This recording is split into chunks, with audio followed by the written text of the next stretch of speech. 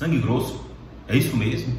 Então, não raramente atendemos pacientes que vêm com essa queixa encaminhado por outros profissionais e quando nós falamos que ele possui policitemia, ele pergunta o que é isso. E é isso que a gente vai tentar diminuir essa dúvida nesse vídeo de hoje.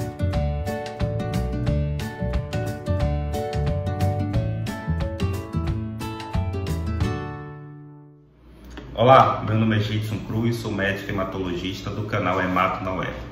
Vamos ficar aqui cerca de 10 a 15 minutos abordando sobre um tema importante e relevante da hematologia ou da medicina em geral. Hoje nós vamos falar sobre uma alteração que leva a um aumento da massa vermelha no nosso sangue, ou seja, um aumento dos glóbulos vermelhos devido ao aumento dos eritrócitos. Trata-se de alteração chamada policitemia.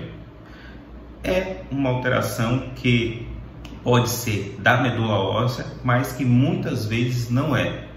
Pode ser tão relacionada com outros quadros clínicos que podem levar a um aumento da produção de glóbulos vermelhos do nosso sangue.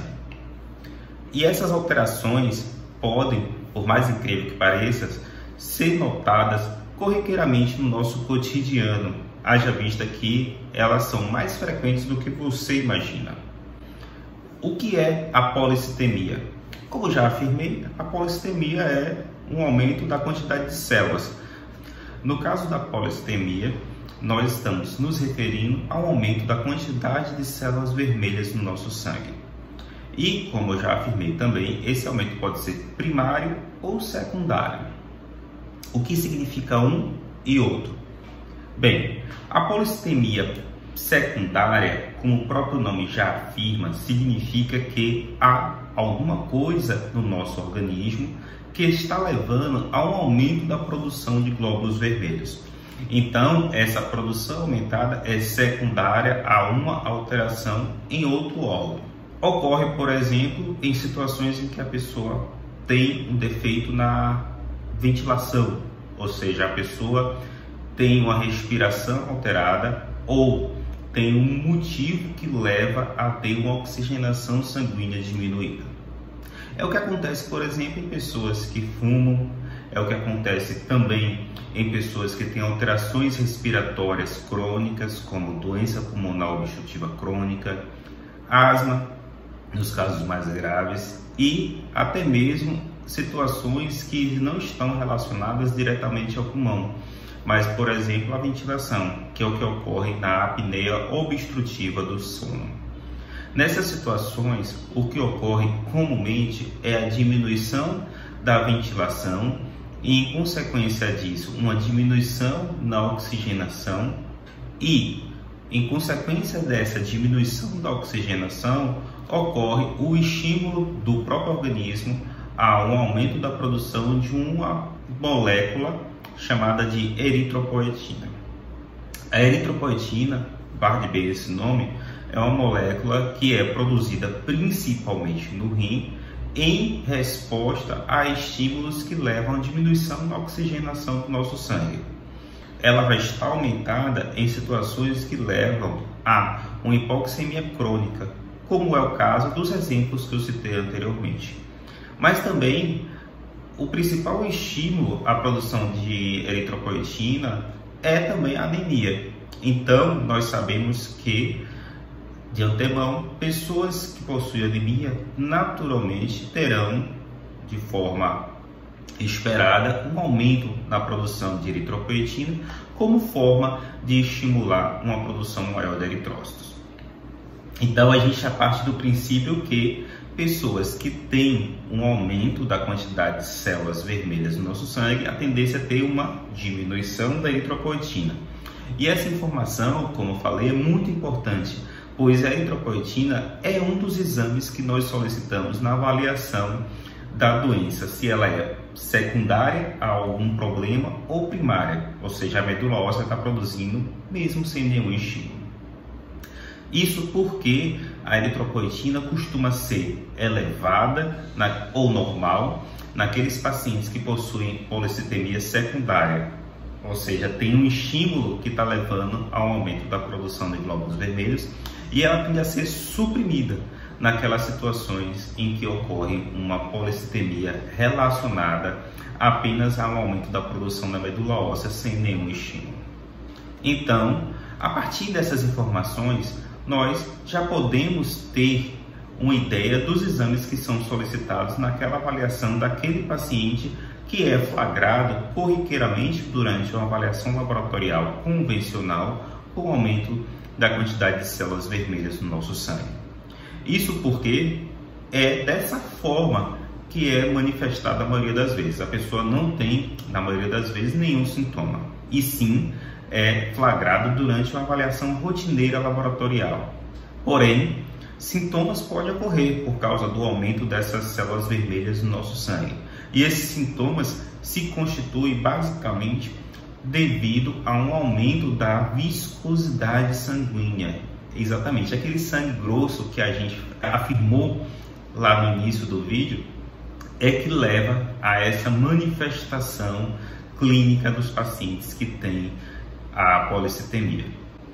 Quais são esses sintomas? Os principais sintomas relacionados ao aumento da viscosidade sanguínea são relacionados a uma diminuição da velocidade de fluxo do sangue nos vasos, principalmente nos pequenos vasos. É por isso que pessoas com um aumento da viscosidade sanguínea podem ter tonturas, pode ter sensação de zumbido, sensação de vertigem também pode ocorrer. Esses pacientes podem ter uma alteração da circulação periférica, principalmente nas extremidades, levando a uma situação que por vezes é até dolorosa, chamada eritromelalgia. É importante que o paciente, uma vez eu tenha a suspeita clínica de que ele tem policitemia, seja criteriosamente avaliado. E o início da avaliação é baseado na distinção se essa policitemia ela é primária da medula óssea, chamada de policitemia vera, ou se ela é secundária a algum estímulo que está ocorrendo. Essa distinção é importante porque, uma vez eu descobrindo o motivo desencadeador dessa policitemia, eu posso revertê-la, como é o caso de pacientes com apneia obstrutiva do sono, que, uma vez corrigido o problema da apneia, leva a uma correção também da policitemia. Outras situações são mais complexas, como é o caso dos defeitos cardíacos congênitos, mas que também é passível de reversão à medida que tem um defeito também corrigido.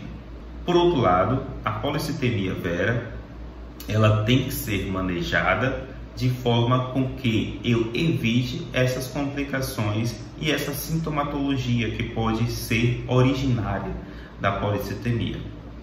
Então, é necessário a avaliação por um hematologista para que seja realizado e concluído o diagnóstico e, a partir daí, poder ser feito o manejo clínico.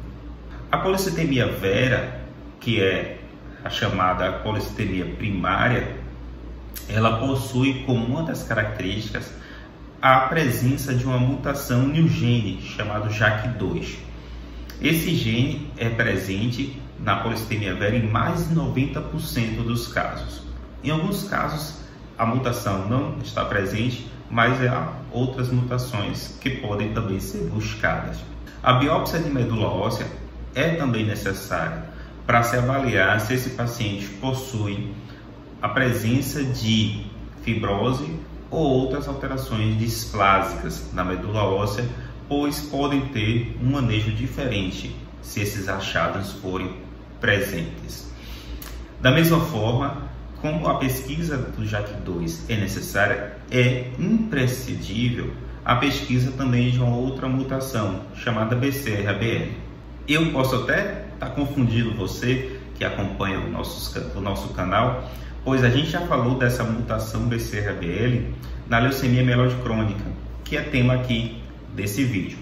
Porém, é necessário de fato afastar a leucemia mieloide crônica, pois ela tem um manejo completamente distinto e tem a possibilidade de surgimento, ou seja, da manifestação também com policitemia, devendo então ser afastado.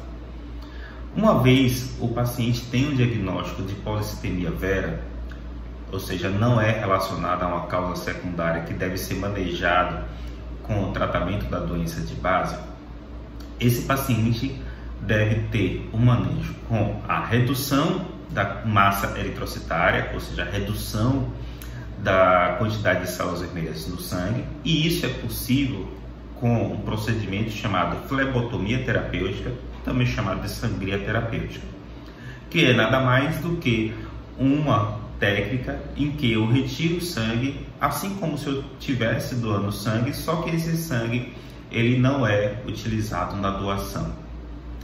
A quantidade de sangue e a quantidade de sessões de flebotomia depende muito da apresentação clínica do paciente naquele momento em que eu decido realizar essa técnica. Pode ser necessário também o manejo farmacológico, e aí a principal terapia costuma ser o uso de medicações em que eu diminuo a proliferação celular. Um exemplo dessa medicação é a hidroxiureia, que é comumente utilizada. Lembrar que o paciente com policitemia vera, ele pode ter também outros problemas relacionados à circulação. Ou seja, o paciente pode ter hipertensão arterial, o paciente pode ter uma doença arterial periférica, o paciente pode ter também outro problema, como por exemplo o caso da diabetes mellitus, e esses pacientes são considerados também de alto risco para eventos cardiovasculares. Então, o manejo deve ser em conjunto com o médico que acompanha o paciente por causa desse outro motivo, a fim de que o paciente não tenha o risco de complicações cardiovasculares. É por isso que também, muitas vezes, o hematologista faz uso de uma medicação antiagregante chamada aspirina, a fim de minimizar o risco desses eventos cardiovasculares que pode acontecer também. Isso, claro, ocorre porque o paciente com policitemia vera costuma ser aquele paciente adulto mais idoso, em que esses problemas são apresentados de forma bastante comum. Você conhece alguém que teve policitemia vera ou que foi investigado em algum momento para policitemia? Se você acha que é interessante o comentário aqui, basta comentar aqui embaixo, que aí a gente vai fortalecer a comunidade. É importante também que você que gostou do vídeo curta, a fim de que a gente ganhe relevância no YouTube e possa também, claro, se você também acha que esse conteúdo vai engrandecer o conhecimento de alguém, compartilhar com alguém, a fim de que torne mais disseminada essa informação. A policitemia vera é uma doença que não tem cura, ela é manejada clinicamente de forma bastante simples, porém é importante, claro, o diagnóstico adequado e o acompanhamento regular para que ocorra um risco menor de complicações oriundas do aumento da massa eritrocitária.